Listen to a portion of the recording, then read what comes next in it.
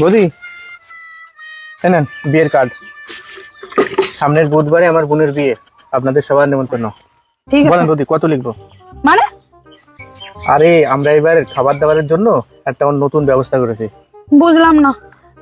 আরে বৌদি কি হয়েছে ঘটনা, আমার দাদার বিয়ে দিছি, বড়দার মেজদার সবাই কাচের বাটি দিয়ে গেছে, আর এরকম গান্ডে পেন্টে গিলে গেছে। 100 টাকার কাচের বাটি দিয়ে মাংস সে আর বলার কথা না। এবার তো একটা ব্যবস্থা করছি, যে যেরকম টাকা দেবে তার সেরকম খাবার দেবো। তো বৌদি আপনি কত দেবেন? ওই 100 টাকা। 100 টাকা? শুনে নিন, এই 100 টাকা কি কি পাবেন?